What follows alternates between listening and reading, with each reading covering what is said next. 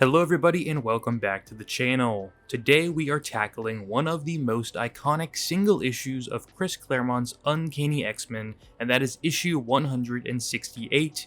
If you've ever seen the phrase, Professor Xavier is a jerk, floating around before, this is where that comes from. But beyond that, this issue is also a character study and a meditation on youth and authority, and it's a story about Kitty Pryde fighting for her right to belong, which is a pretty common theme in the X-Men. And before we actually dive into this issue, just to give some context for what was happening with the X-Men books around this time, well, they were thematically entering new territory. Chris Claremont had just spun off the New Mutants, so Xavier had his team of teenage recruits who were supposed to be just students, not sending them off to war.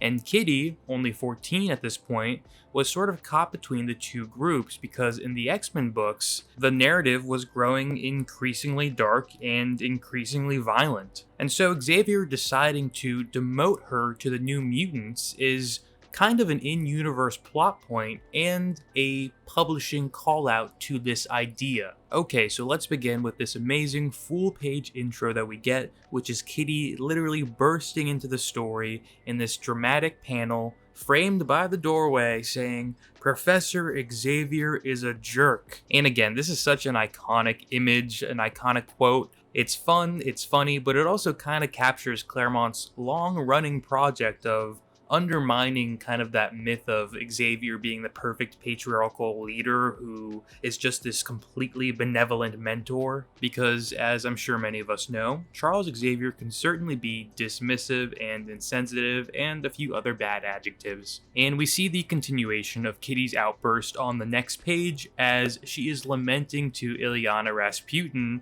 this fact that Charles Xavier is demoting her from the main X-Men team to the student team, the New Mutants, the X-Babies as Kitty has called them before. And I really like that as Kitty complains about this, Illyana pushes back and calls out Kitty's kind of self-centeredness. And if you think about it, this really makes sense from Illyana's perspective. She is freshly back from her years trapped in miserable limbo, hardened by trauma, and having just endured a terribly hard life so far, and that is the reality of the world that Illyana knows that maybe Kitty is still a little too optimistic or blinded to see, is that the world can be extremely cruel, and children do end up paying terribly cruel prices in that cruel world. But Kitty asserts that she's already proven herself in battle, she is already an important member of the X-Men, and this kind of clash of perspectives is ongoing in Claremont's X-Men as a broader debate about what responsibility young mutants should bear in this world with their ongoing situations. But Kitty and Illyana end up racing off to their dance class with Stevie, and we are left with this image of an alien eye peering out at us. And of course, though, we know this is not a threat, this is the lovable Lockheed, who is an alien dragon they met in the previous Brood Saga storyline, but we'll talk more about Lockheed in a bit here. We then get this interesting cutaway where Wolverine and Nightcrawler also have the same debate that Kitty and Illyana were sort of just having, where Wolverine here is the mouthpiece for validating Kitty's frustrations. He's one of the few characters here who openly sides with her against Xavier's decision. And Nightcrawler has a generally more empathetic approach here, suggesting, Kitty might be too young for the dangerous life of an X-Men. And Wolverine pushes back with something that we do hear pretty often, especially when it comes to mutants in this book, and it is that danger exists everywhere, not just in superheroics and not just in the X-Men. And Wolverine continues by saying Kitty has already proven herself. She's faced death, she's never faltered, she's earned her place as an X-Men, so why is she being demoted like this? And Nightcrawler kind of concedes that yes, she could be an asset, but she can also be a liability. She's young, she doesn't have as much proper training, and they basically toss up the ball of the issue, which is, well, you know what? Doesn't matter what we say because Kitty has to convince Xavier. We next go to the Danger Room, and we see the man himself, Xavier in a very humanized position because he is attempting some physical rehabilitation, and his gal pal of the time, Lilandra, the exiled empress of the Shi'ar Empire, is there watching and supporting. But what's interesting here is that this thematically mirrors kind of Kitty's arc about agency. Kitty wants control over her role, and Xavier here is fighting for control over his own body. Because at this time, within the continuity, his consciousness had been transferred into this current clone body after nearly being killed during the Brood saga, so in theory this body should be free of any paralysis. It's just a psychological block that he has up there. And he recognizes this and feels pain and shame because of it, feeling like a failure. And this scene is an interesting one to showcase as the first Xavier scene in this issue, when we opened with him being called a jerk, because here we see him vulnerable, physically and emotionally. A private glimpse of his own little suffering. And to add on to that, we also get to see his vulnerability within his relationship with Lilandra, because this scene ends with kind of a bittersweet acknowledgement between the two that, hey, maybe one day we can be happy together, but not right now. I have duties out here in space, cosmically, and you have responsibilities there on Earth, and we can't be together right now. And then we pivot back to the very frustrated Kitty Pryde, who is struggling with choreography in Stevie Hunter's dance studio now. And I think Claremont had a lot of fun with this scene, sort of using dance class as a metaphorical mirror for Kitty's life. You know, she's out of rhythm, she's fighting instead of flowing, as Stevie says. She's struggling with her balance. And you know, as the issue gets revealed, Stevie is there to be a gentle mentor who also kind of challenges Kitty. Is being an X-Men really that important to her? And Kitty insists that yes, it is not just like a job, this is a family. It's the closest thing she has to another family. And being pushed away and towards the New Mutants kind of feels like a rejection of that family to her. And Stevie gives her some tough love here and some good advice and says, hey, you kind of need to stop wallowing and learn to channel the anger you're feeling into something more constructive. If you want to fight for what you believe in, then you need to fight for what you believe in. And this inspires Kitty into taking a different approach. She vows to prove herself and show Xavier that he's wrong. And then we get this fun narration sequence that I do really like, where Kitty seizes the opportunity over the next few days, whenever she can, to argue her case with Xavier, trying out different strategies. She tries out the logical position, where she says, you know, there's unique advantages to having me in missions. I can phase and I'm really intelligent. She tries out her passion. You know, she says, I've already saved the team multiple times. Like, I'm here for you guys. I really am.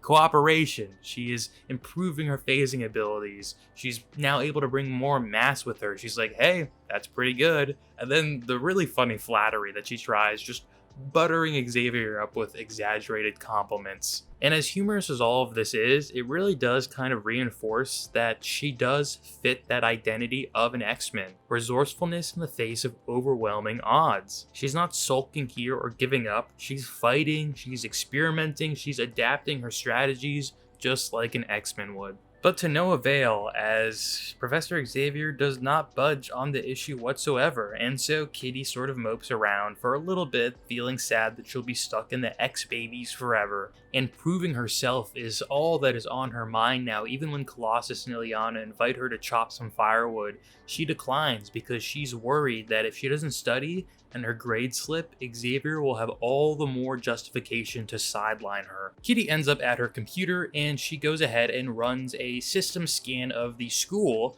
and she discovers that there is an anomaly in the lower tunnels. No one else in the school seems to have caught on to this yet, again emphasizing that this is what Kitty's been saying. She has utility. She is sometimes the only person who may see something. So she decides to throw on her old X-Babies uniform, reflecting that it used to make her proud, but now feels kind of infantilizing to her. But it's sort of a visual metaphor for the fact that she still is a trainee and she's stepping into the leadership role still, but she's not quite there. And as she investigates, she finds that only the emergency lights are working, and it seems that this has been done intentionally, so this seems like sabotage. And of course, Professor Xavier urges Kitty to wait, but her wanting to prove herself she moves forward, she presses on until she becomes all too aware that she's not alone down there and comes face to face with Lockheed.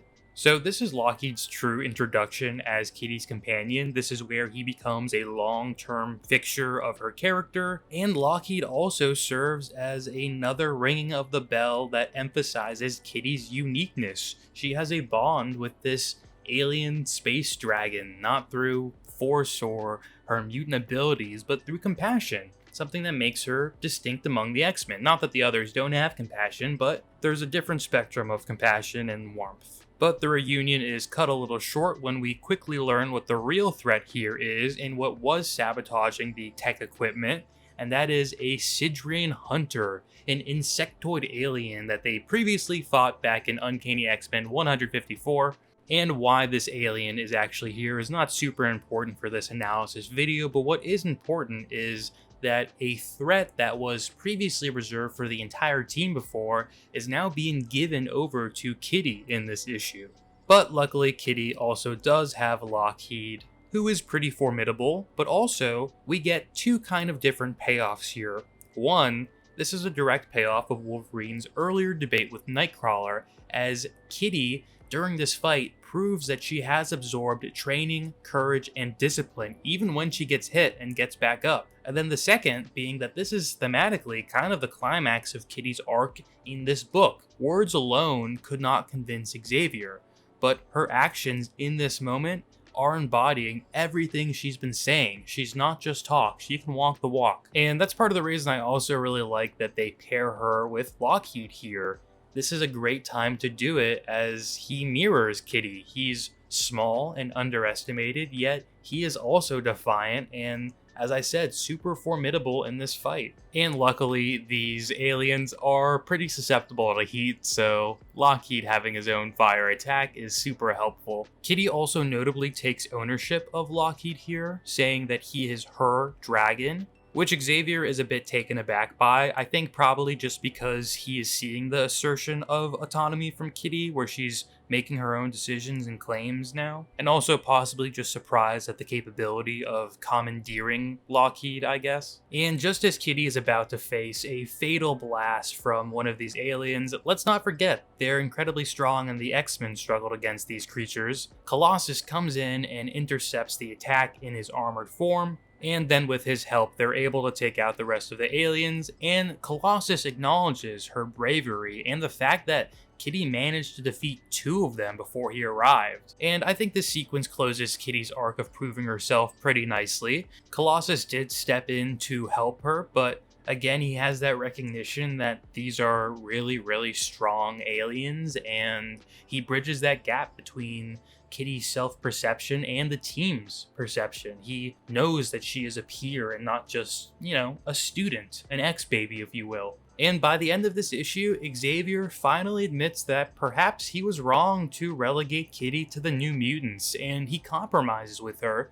She may remain with the X-Men on probationary status, but must accept reassignment if her performance falters.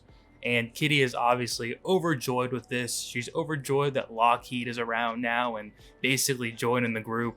And so look, in the eternal conflict between authority and youthful independence, authority has conceded ground here. But it is a compromise, and one where Xavier does maintain his authority, but it's weighed as a compromise. Overall, I really enjoy the domestic X-Men issues like this that aren't so crazy, like big cosmic battles and mutant wars. Those are fun too. But, the fight for respect or recognition or just a seat at the table is also a battle and a story that is worth telling. And I'm glad that Kitty Pryde got what she wanted out of this one.